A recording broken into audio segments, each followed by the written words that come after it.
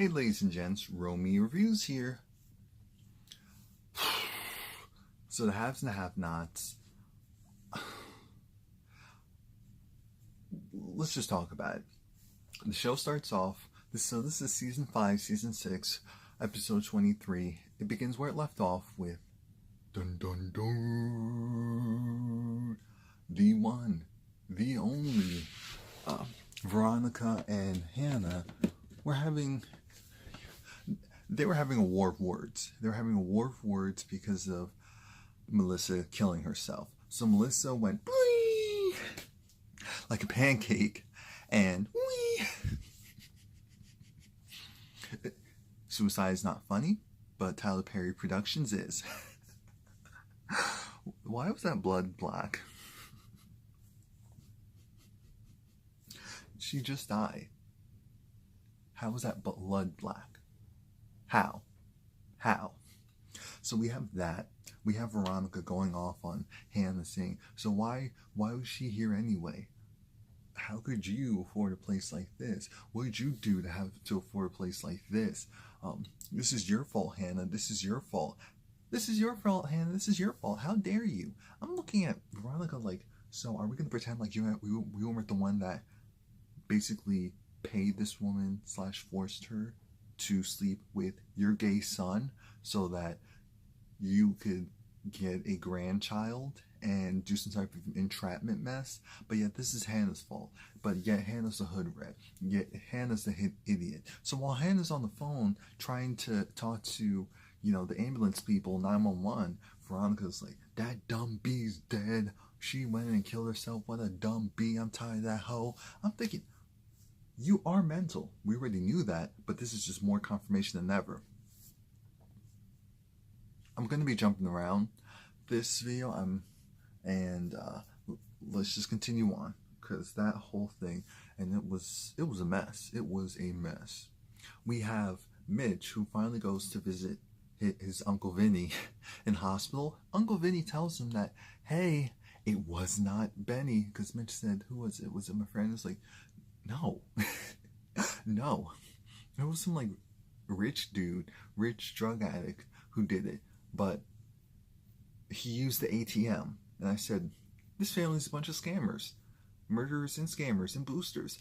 He used the ATM, which means that his credit card information, all of his information will be, his bank account information will be there. We actually have a machine behind the bar that copies everyone's ATM cards. I said, oh my, wow. So while you have that going on, now Mitch has to go and, he calls Benny and apologizes, and Benny's like, I told you I didn't do it. I said, Benny, you're an idiot. Mitch didn't trust you because you do a lot of crazy stuff. You're involved in a lot of mess. A lot of mess. As you already know, Oscar is dead. Oscar's dead. And Candice needs her money. She can't get her money because Benny and Hanna need to sign off on giving that money to someone. What ends up happening is, and this is where Candice, I don't care. So Candice invited RK to get this guy that I guess they both know, who's usually good at beating up people and getting them to give them whatever he wants, and he gets a fee in return. Candice hires this goon to go after her own mother. Her own mother. Go after her own mother.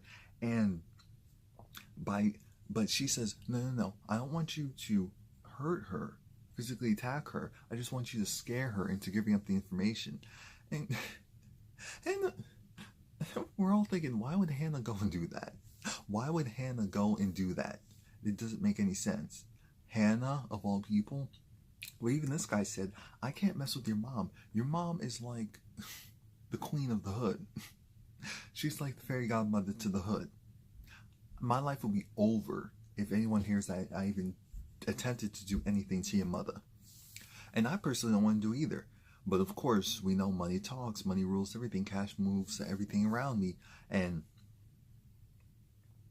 for the right price, he'll do it. Candice is so lost. So Candice has to go and distract Benny. Make sure that Benny is nowhere around Hanna. So Benny comes to the hotel and talks to Candice and says, Candice, what are you doing? What's wrong with you? And Candice gives him the story about how the money that she stole from Jim Cryer, she went and stole it back. But Benny isn't stupid. Benny remembers it's $7-point-something million. How can you get $7-point-something million or $7.4 million, spend it on 2 houses in expensive neighborhoods, a tow yard, and somehow have $8 million? Like, I'm not stupid. But then Candice said, no, this is the full money that is owed to me. And then she's trying to say, I'll give you $1 million.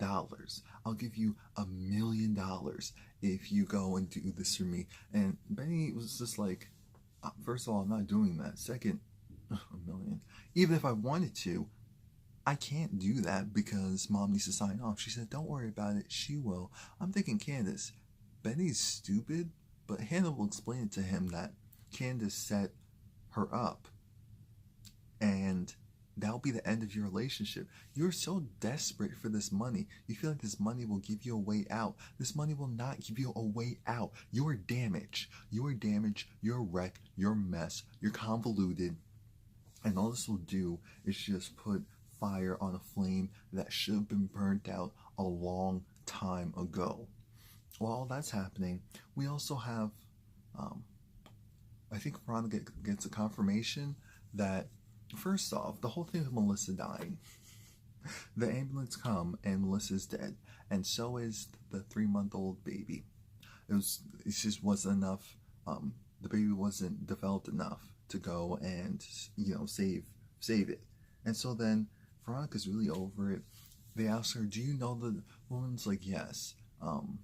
He's like, yeah, F that dumpy. I said, oh, Veronica, really? So then Hanna and Veronica start arguing again because Hanna was like, what is wrong with you? Veronica keeps trying to place the blame on Hanna, and Hanna said, you the devil. You the devil. Demonica, as Random TV Reviews says, Demonica, this is you. This is you. So she goes inside because she doesn't want to deal with that. Veronica's having another mental breakdown, like, oh my God, my grandchild's dead. So then she calls Jeffrey and tells Jeffrey, you need to call me back soon. I said, why would he do? We actually see Jeffrey. He's still in the hotel room with Justin because Jeffrey is damaged. And Justin talks about how, you know what, you keep saying you don't want me, but I'm still here and you clearly want me. Jeffrey likes the attention. Jeffrey sees that sign of affection and feels like it's love because he's seen his father deal with that type of love and affection. So that's what he's looking for in his own relationship, which is so sad. It's so sad, and it's actually disgusting because Justin is a disgusting person. He's psychotic. He's a lunatic. He's narcissistic. He's all that and more. So while we have that, we have, let's see.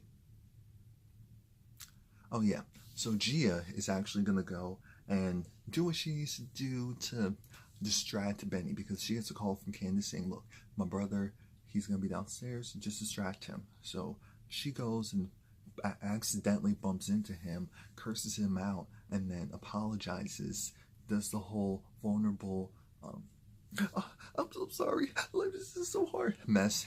Benny's stupid, but Benny's gullible. Gia looks good, so that's all that she needed. I'm thinking, Gia, why are you still doing all this? I don't know. I don't know. So then they go to the bar. She's making up stuff on the spot because she's good at this now, and she's there at a conference, and she doesn't know anyone there. But maybe if things go well, she could stay. And light flirting, some drinking. RK is giving them more drinks. So because Candice called RK and said, make sure that he stays there, and if he leaves, let me know because she is trash. So I know she's not going to be able to keep him there. Thinking, we'll see about that. So Benny is basically contained for the rest of the episode. Hanna goes inside her house because she's done with Veronica. And that's when Derek comes. And Hanna sees this weird interaction with Derek and Veronica. She's looking at them like what the heck is going on here? Because Derek was apologizing to Veronica, saying, "Oh, I'm so sorry that what happened the other night." And she was like, "I don't care. Leave me alone." And I'm thinking, Hanna, blow up his spot. Do it now. But no, Hannah's distracted because Melissa just died. That she comes out of the house and asks, "Oh, do you know Derek? Do you know Veronica?" "Yeah, I worked at her house." "Oh, okay." Look at, he's there to actually fix some stuff, but he sees, oh, what happened to her? She went and killed herself, Veronica drove her mad and all that. It's like, oh, it's terrible. He wanted to go and show her support, but he had to work. So he's going to come back later. Oh, he's going to come back later. I think he's going to call her first, but knowing him, he's going to show up anyway. And if the goon that's supposed to be after, supposed to scare Hanna is there around the same time, there could be a brawl. There can be a brawl. While all that's happening, Hanna actually, because Jim is cursing out Catherine at this point and is telling Catherine, "How dare you? What's wrong with you? Why'd you go and do that to our son?" She said he needs to be accountable, and we need to show him what it means to be accountable as well. But he was raped the last time he was in jail, partially because you put him in there and didn't protect him. So what's the problem? She didn't say that, but that's what I was thinking. But she just said, we need to teach him how to be accountable. The only way to do that is if he goes to jail and we don't bail him out. So Jim is clearly the true enabler. That's what we figured out. Jim is the true enabler in this situation. And before he could finish, because he was like, I was doing what needs to be done. Yeah, I talked to Hanna's son. It doesn't matter. Oh, he ain't this and he ain't that. Hanna rolls in like, I got time today. I got time today. I got time today. Oh, so you were going to go and rat my son, leave my son in jail? What were you talking to him about? What are you talking to him about? And that's what Hanna said. You know what? You don't want to talk to me? You don't. Oh, I'm just a maid? Well, guess what? This maid has your money. The 8 whatever million in my bank account. It's a joint bank account. So he couldn't give you that money even if he wanted to. So what's the truth? And that's when Catherine says it's why it's inheritance and all of that. And Hanna, being the good Christian woman she is, said she's going to give the money back to Catherine.